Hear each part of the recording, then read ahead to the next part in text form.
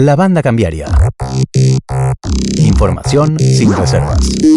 Seguimos, Álvaro, aquí en la banda cambiaria, como siempre, tratando de desentrañar un poco la situación económica. En esta semana ha surgido o se ha difundido el último informe del Mirador de la Actualidad del Trabajo y del Mirador de la Actualidad del Trabajo y la Economía, MATE, y estamos con uno de sus integrantes, que es Lavie Abrán, que también es docente universitario en la Universidad Nacional de Rosario, en la Facultad de Derecho. A él lo saludamos. Lavie, ¿cómo estás?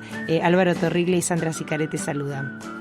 Hola, ¿qué tal, Sandra? ¿Qué tal, Álvaro? Buenas tardes. Gracias por atendernos. Gracias, Lavie. Bueno, en principio tratando de analizar un poco la coyuntura económica a través del informe que presentó recientemente el MATE, si uno tuviera que elegir un título del informe desde el punto de vista periodístico, esto del ajuste que no ajusta, ¿no? Donde la coyuntura económica está haciendo que la reducción del gasto público planteada en el acuerdo con el FMI no está redundando en lo que se supone que viene a hacer, que es reducir el déficit fiscal, ¿no? Vos me corregirás si es así.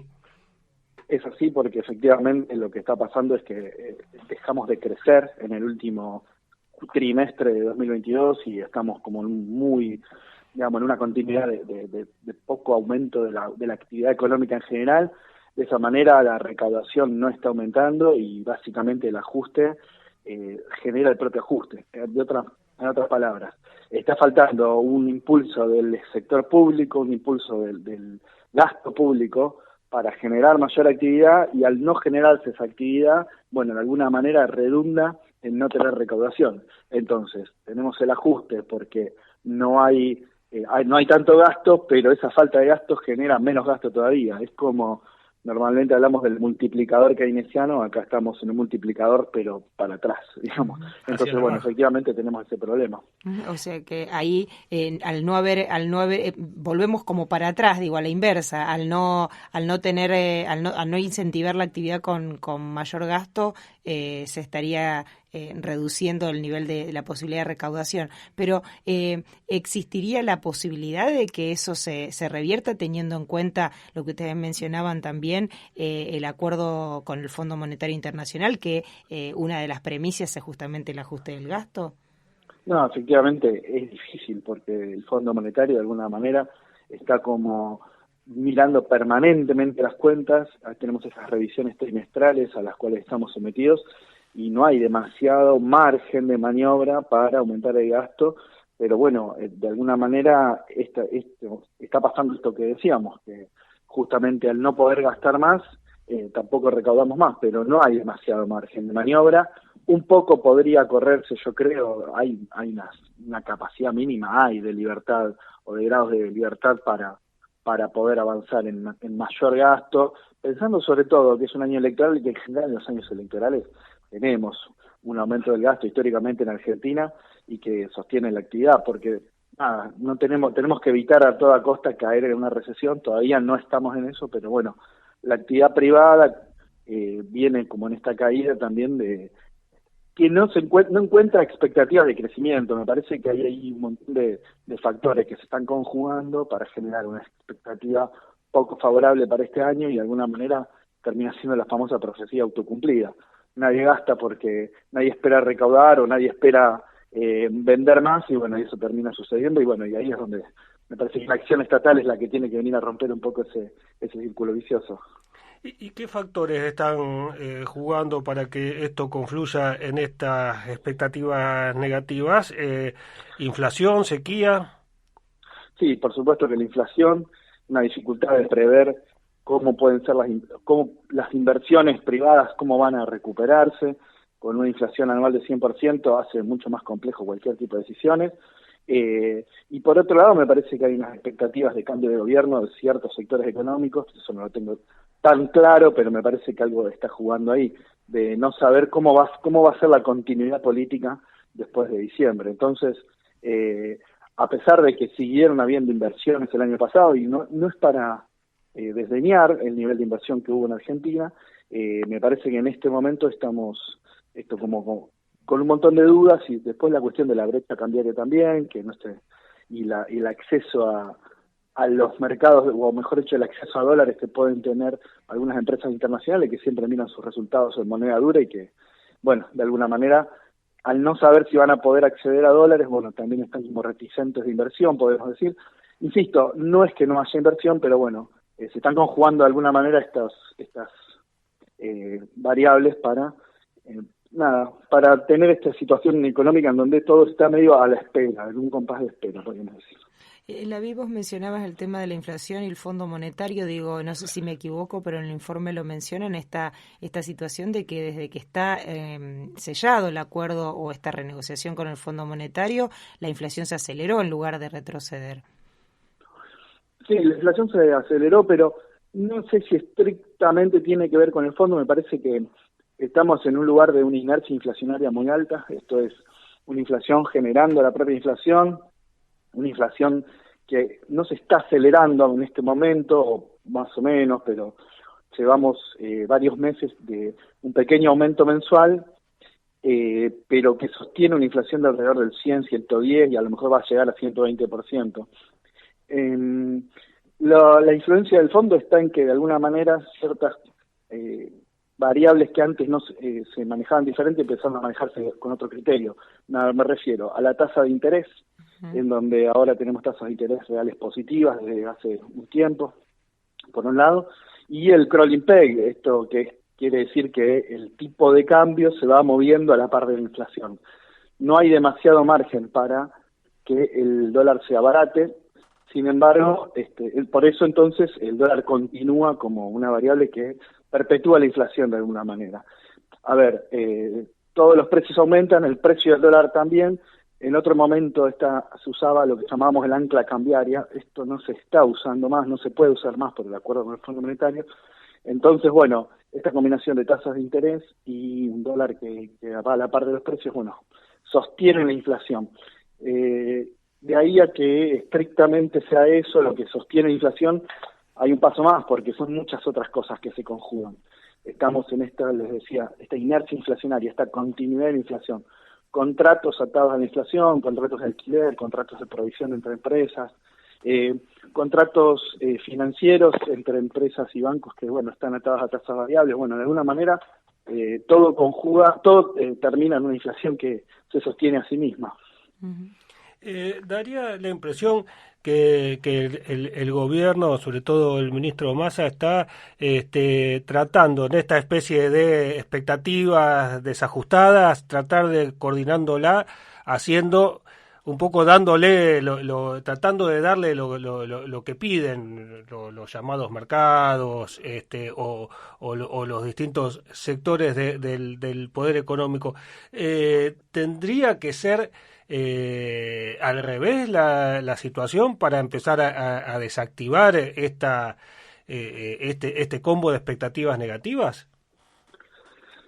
Me parece que hay margen ahí, no sé si para que sea al revés, pero mínimamente para que si el gobierno les da a ciertos sectores económicos, a ciertos actores económicos, mejor dicho, algunas ventajas, estos actores económicos deberían mínimamente devolver o mínimamente por lo menos jugar el mismo juego. ¿A qué me refiero?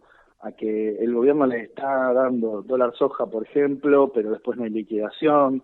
El gobierno pide acuerdos de precio, aumenta con los acuerdos de precio, aumenta en función de ciertos parámetros acordados, pero después las empresas no cumplen estos acuerdos. Entonces, la cuestión es esta falta de reciprocidad, esta falta de, efectivamente, vale la redundancia, de acuerdo entre el Estado y ciertos actores económicos. Y me parece que ahí sí hay margen para algún tipo de, llamémosle, entre comillas, castigo, no es para tanto, pero sí de actuar con cierta severidad ante esto, ante esta falta de compromiso entre actores económicos. El gobierno da, pero no recibe nada a cambio. Me parece que ahí es donde habría que ajustar un poco, y hay margen para hacerlo. Nuestras redes sociales. Encontrarnos en Twitter, Instagram y Facebook. Escuchá los podcasts de La Banda Cambiaria en nuestro canal de YouTube y Spotify. La Banda Cambiaria. Y ahí es un poco es soltarle la mano a un gobierno que se está yendo y en el que no estarían como confiando, ¿o es una actitud que es persistente, recurrente en esos sectores? Es difícil saber eso. Para mí hay algo de lo primero puede haber, en el sentido de que haya actores o grupos económicos apostando a un cambio de gobierno, apostando a un partido, a un cambio sobre todo de signo político en el gobierno, y en ese sentido podría haber algo de eso. No lo veo, no es que sea tan recurrente. En general los grupos económicos van cambiando de intereses, y al mismo tiempo la idea misma de grupos económicos es un poco difusa. Me parece que tenemos que ser un poco más precisos y ver si hay quienes lideran o quienes hegemonizan al interior de los grupos económicos, y los sectores ligados al mercado interno, los sectores exportadores. Y en este momento esa puja no está clara, y entonces tenemos algunos apoyando al gobierno, pero muchos otros, me parece en este sentido, más apostando a un cambio de régimen, con la idea de que va a haber una liberalización mayor y mayor acceso a divisas. Uh-huh. Pero no lo veo tan claro que eso el gobierno que viene pueda hacerlo, digamos. Simplemente me parece una apuesta, pero no la veo tan claro tampoco. Justamente, ¿no? Porque parece toda una apuesta, hasta se llega a hablar de dolarización y o sea, hay toda una suerte de programa de liberar al dólar, cuando no parece la situación de que el año que viene vamos a estar nadando en dólares, ¿no? No, para nada, porque me parece que vuelven a creer lo que pasó, que va a pasar lo que pasó en 2016, claro. Pero no tenemos la situación macroeconómica de 2016.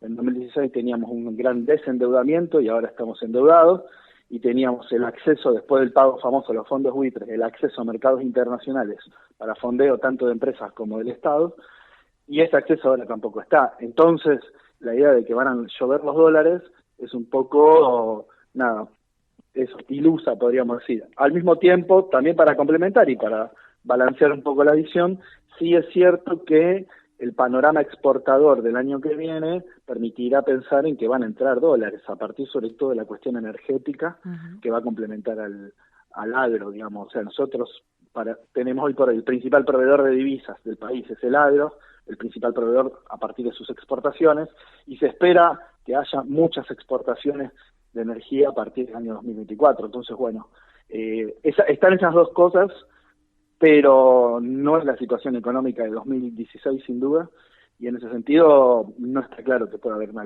liberalización cambiaria a partir del año que viene, de ninguna manera.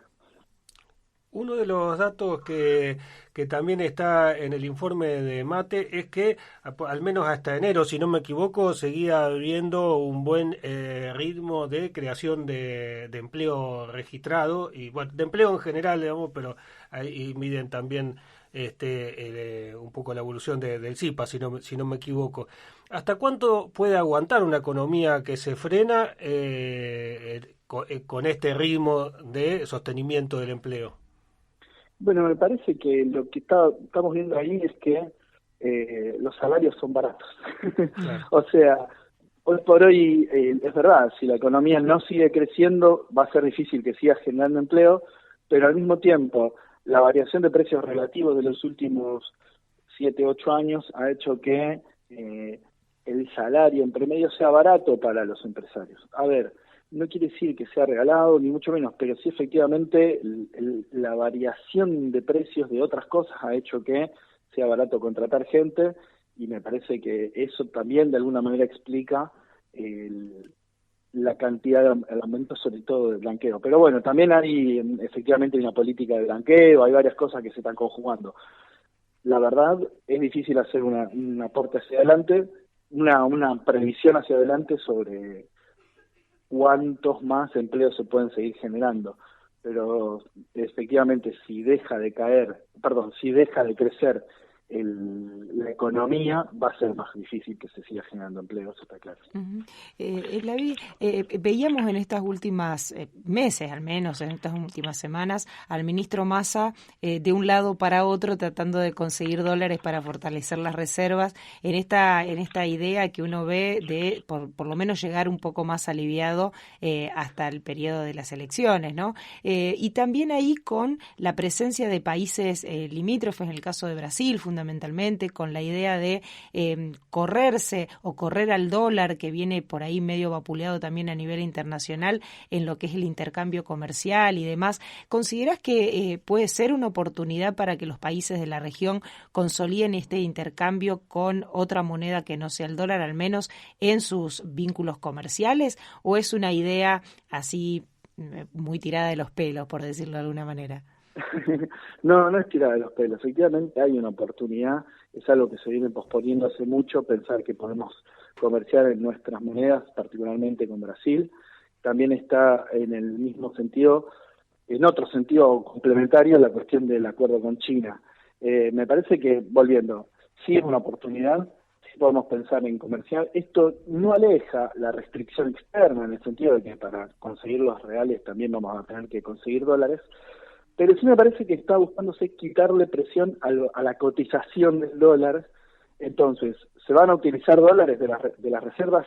Sí, pero al mismo tiempo se va a dejar de tener, va a dejar de influir tanto en el valor del dólar diario, y me parece un poco está ahí también la apuesta del ministro. Entonces, bueno, son como varios objetivos que se conjugan. Por un lado, lo que decíamos de comerciar con Brasil en reales, que es una oportunidad y que es un afianzamiento del Mercosur, y que es algo que además Brasil busca. Y por otro lado, esta idea de usar reservas, pero no estrictamente con el dólar, y bueno, y de esa manera como achicar el mercado del dólar local, y de esa manera pensar en que no, la cotización no se va a ver tan afectada en el día a día, en esto de cuántas reservas se utilizaron de dólares para importar, etcétera. Bueno, quitarle un poco de peso a eso y ver si de esa manera se bajan las expectativas de una devaluación que no viene pasando y no va a pasar, pero bueno, las expectativas siempre están. ¿Crees que estos cimbronazos que hubo en las últimas semanas, esta corrida que de alguna manera hace unos días que vemos un poco más calma, se frenó, que va a ser algo permanente que va a acompañar todo el año, o por lo menos la transición hasta el próximo gobierno? ¿Cómo está viendo el panorama inmediato en lo cambiario financiero? No, bueno, yo creo que es difícil saber, obviamente, pero la presión va a estar, y ahora se controló en estos días. Me parece que por un tiempito tenemos cierta calma, pero va a volver en algún momento. Va a volver porque además hay un ajuste permanente del valor del dólar oficial, y este ajuste permanente del valor del dólar oficial, que se aceleró la semana pasada un poquito para acompañar la inflación, también se va a ver reflejado en los tipos de cambio paralelos, ya sea en los oficiales como en el blue, digo, en el contado con liqui o en el blue. Bueno, esto va a seguir esta presión, y en algún momento puede haber otra corrida de este tipo como la que hubo la semana pasada. No la descarto para nada. Bueno, me parece que el gobierno está como tratando de afinar todas las herramientas posibles para evitarlas. En esto está lo que decíamos recién del real, pero también ahora esta semana volvió a cambiar cierta legislación que implica que para operar en estos mercados no se puede tomar deuda, sino que hay que operar directamente. Bueno, lo que sea, pero tratando de afinar las herramientas de política económica para que no vuelva a pasar. Porque está siempre latente esta posibilidad, sobre todo en un año donde se está jugando la continuidad política del gobierno. Uh-huh.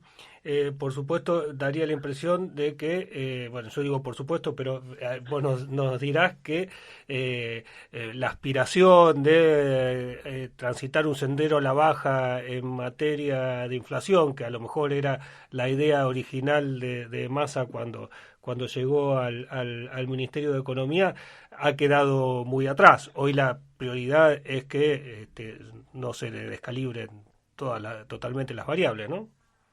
Me parece que sí, que cambió la prioridad desde, creo que en diciembre o enero, que había bajado, creo que entre noviembre y diciembre bajó la inflación y de ahí en más volvió a subir. Bueno, sí, efectivamente están tratando de controlar el dólar, controlar reservas, y esa es la prioridad, sostener lo que se pueda de crecimiento y empleo, y bueno, evitar que la inflación simplemente se descalabre. Pero al mismo tiempo yo no la veo yéndose tan para arriba, digo, a ver, El marzo del 2022 tuvimos 6,7 de inflación, marzo de 2023 7,7. Entonces ya llevamos un año entero de alta inflación y bueno, habrá que ver si vuelve a aumentar en abril, pero me parece que va a estar más o menos rondando lo mismo. Entonces, bueno, rondando lo mismo implicaría una inflación anual de 110, 120, pero no espiralizándose, no yéndose para arriba. Bueno, sí, controlar eso y no mucho más, me parece que es como un control de daños lo que se está haciendo. Exacto. David, te agradecemos muchísimo este contacto con la Banda Cambiaria, como siempre, a vos y a todo el equipo de Mate, que para nosotros es una escuela de economía, así que gracias por este contacto. Bueno, gracias a ustedes y hasta la próxima. Hasta la próxima. Así pasaba Lavia Brand, es integrante del Mirador de la Actualidad del Trabajo y la Economía, Mate, y también docente universitario de Economía Política en la Facultad de Derecho de la Universidad Nacional de Rosario. La Banda Cambiaria. La Banda Cambiaria. Un informe semanal de economía local, nacional e internacional. La Banda Cambiaria.